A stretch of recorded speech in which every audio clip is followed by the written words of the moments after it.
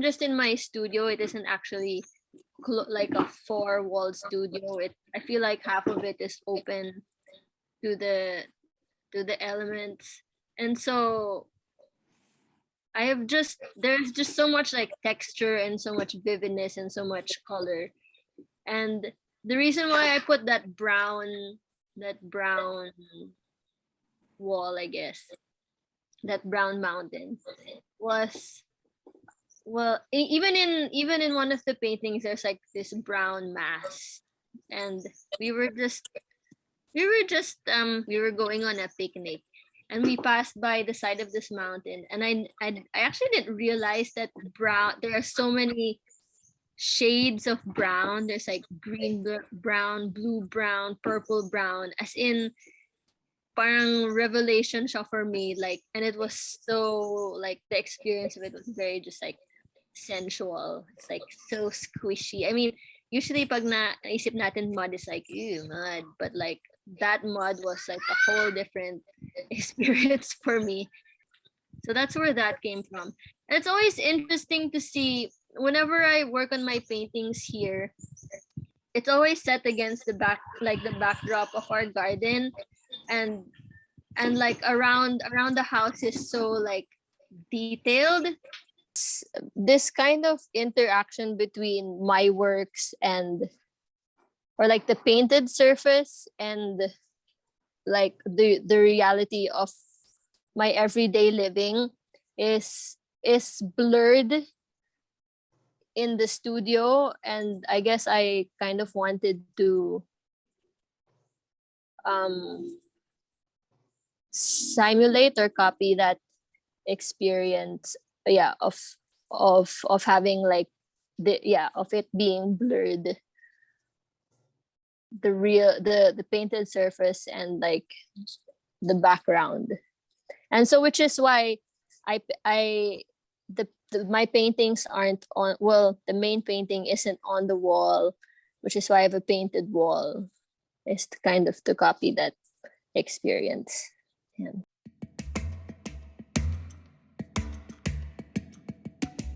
She came to the gallery on the first day and just started drawing on the wall. I was like, I was like, should I stop her or should I just let her do her thing? And usually it's kind of that I'm not sure if to call it a problem, but that whole situation is something that, like, I deal with every day. Especially when she was younger, she just started painting on my canvas, and at first it was very difficult for me to like hold back. It's like, oh my god, my painting.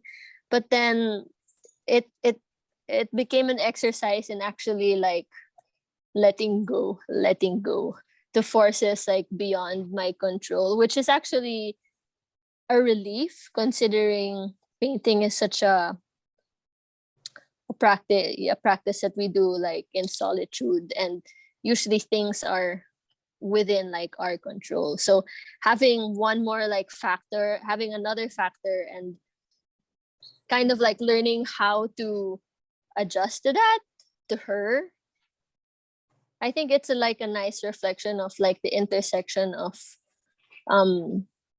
like me being a mother and me being an artist.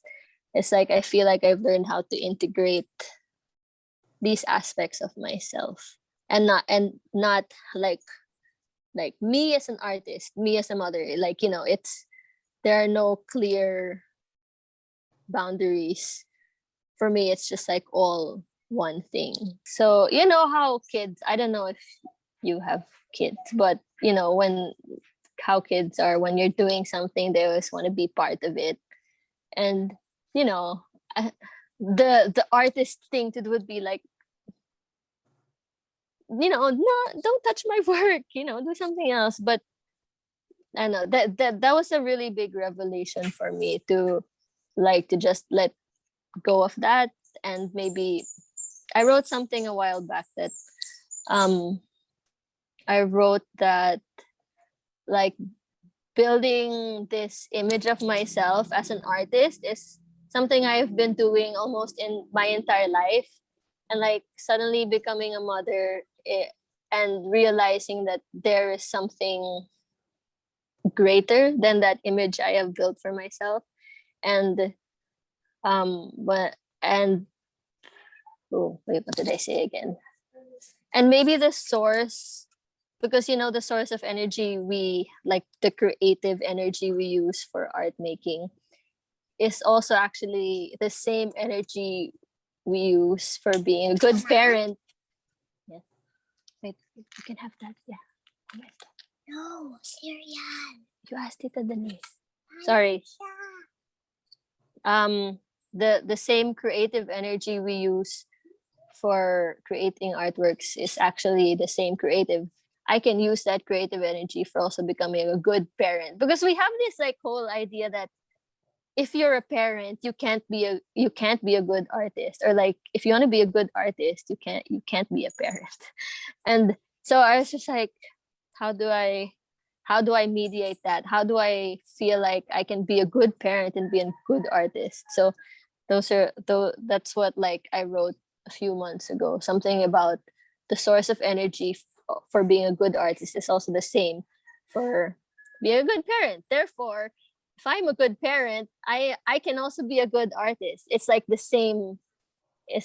I'm drawing from the same source, and like my life experiences, or my experiences outside of my studio practice, is what gives my studio practice more meaning.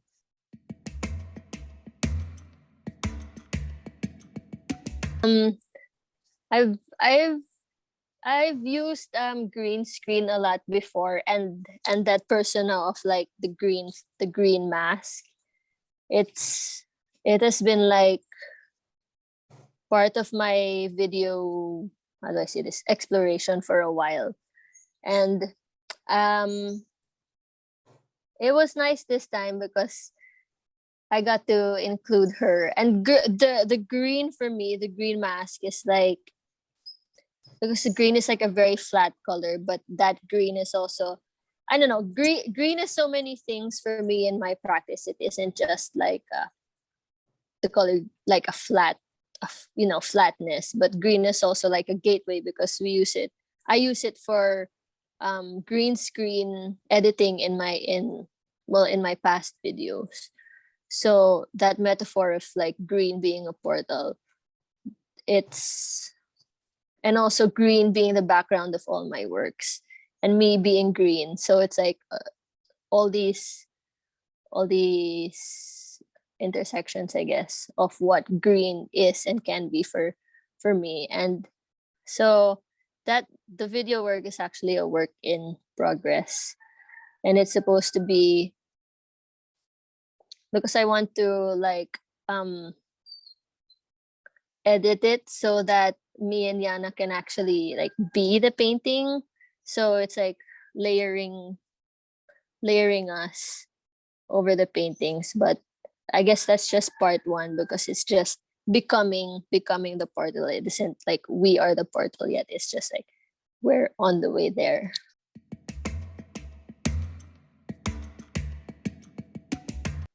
I'm just one of those people that can't throw anything away. I think maybe most artists have that same conundrum. And over the years, I've just accumulated so much stuff.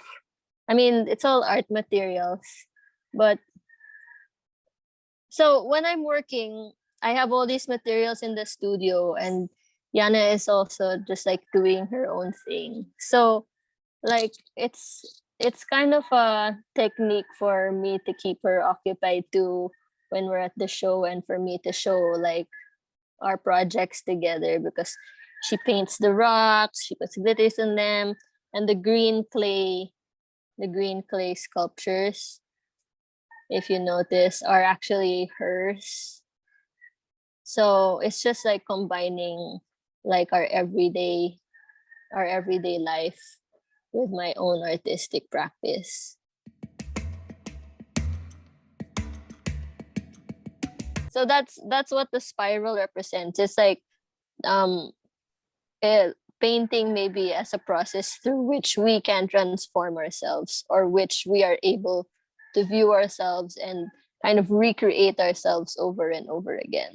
I guess when you're making artwork, it isn't like you're assigning meaning to a painting. Like this means this.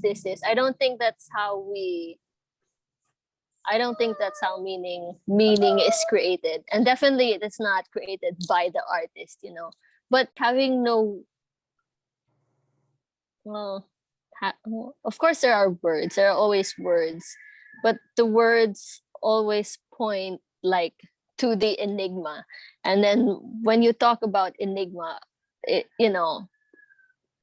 or when you're trying to capture the essence of something through words, it's always like you're pinning it down or you're like closing it off. So I was kind of interested in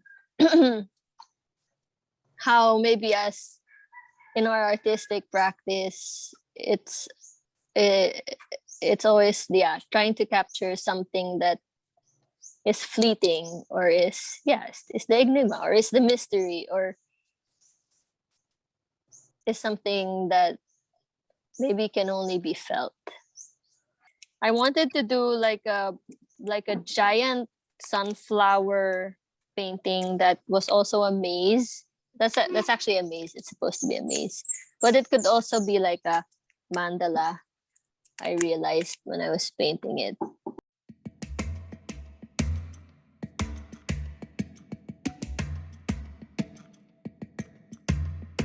Well, when I was making this show, I was doing a lot of like creative visualization and I'm not sure what you would call it. Maybe like the belief that like all life forms have like consciousness. I think it's animism, maybe animism. Yeah, because like this is what I see every day. You know, like there's a really big tree like outside their house. I can see it when I'm painting, and I've always felt like this tree is like it's a very very old tree. It's kind of like our protector or like our guide. And I feel like it might sound like a bit like woo woo to say, or but I really feel like the tree has like influenced like my art making or has like lended me some kind of like energy. It sounds like a bit far out to say, but for me it's very palpable. I feel like it's very palpable. When I started doing the creative visualization class, they would say like in the class the teacher would say like go find travel to your sanctuary, and then the process of traveling to your sanctuary would be like spiraling down down down like to the earth, through into the depths of yourself.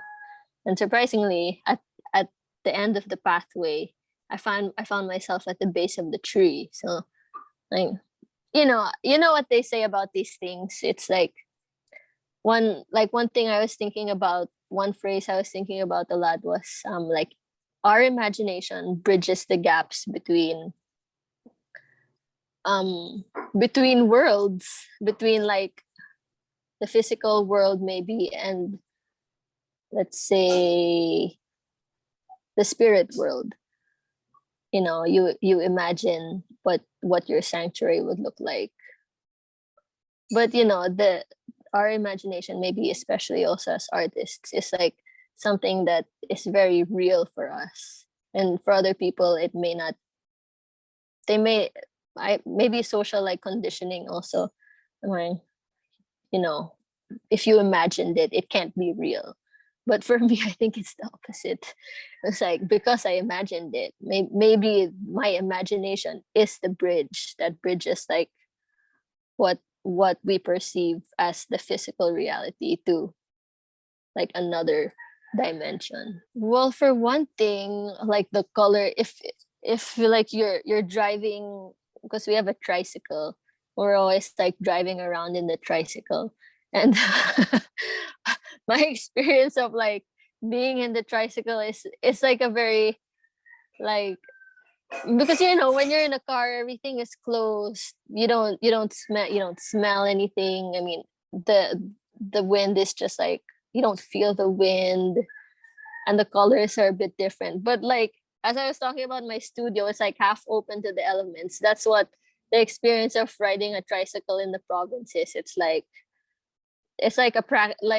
very sensual experience for me, because the green of like the rice fields is like so vivid. And you notice that maybe the sea changes. I mean, it's never the same.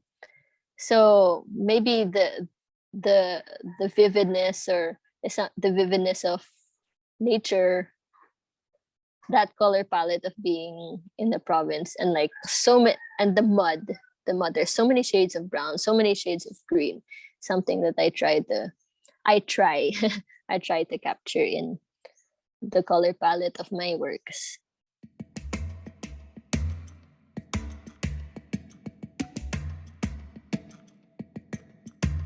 um Going back to, I was also reading like a book about like witchcraft. It's about, but it's not just, and connected to like the belief that all like forms of life have consciousness, even like water or fire, which is those elements that are in the teardrops. And hands are also like a big motif in my works. I like to think of it as like, the hand paintings in the cave, when I really like thinking about it a lot, because it's like it's like the moment when they saw themselves. And there's like this whole allegory about the cave, by Plato. It's like they were in the cave, and then they saw the shadows. There was a fire, and then they saw their shadows, and that's when like they started to like grow their eye consciousness. So like that moment of like realizing like who you are, maybe against the backdrop of like nature, is that like moment is very, it's something I think about a lot. And so that, which is why I have those handprints there on the painting. And like it's fire and it's water, and it's also like in the creative visualization class, the meditation class I took, there was like, she would teach us to connect with the elements. And so it was basically from that, like see yourself being like in as fire or as water.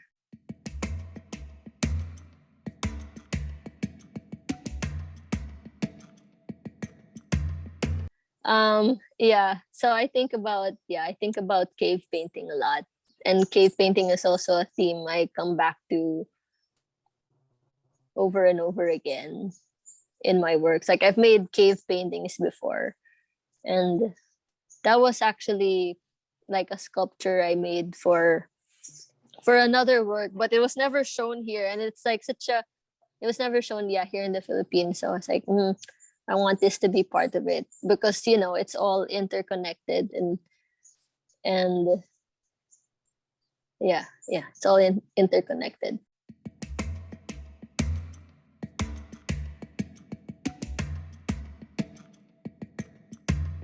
The brown one is like a big lump of mud. And then that was actually the last thing I drew. And then because I was working on this painting, and I saw my shadow on the painting, and I was like, oh my gosh, that actually really works in the painting. So I decided to put my shadow onto the painting. And then it was like that for a long time, until we went on this like tricycle ride through the mountains. And then they were still fixing the road, so everything was like really muddy. It had just rained, everything was so muddy. We had to like slosh through the mud and like push the tricycle. And we had mud all over ourselves. And then I just kept thinking about the mud and like, oh, we should put like a big like mud thing in the middle. And it's interesting because when I put the mud hill, it was like that was casting the shadow, but like the shadow is like a human shadow. And I thought that was like really nice how maybe like an inanimate mud hill is casting like a human shadow.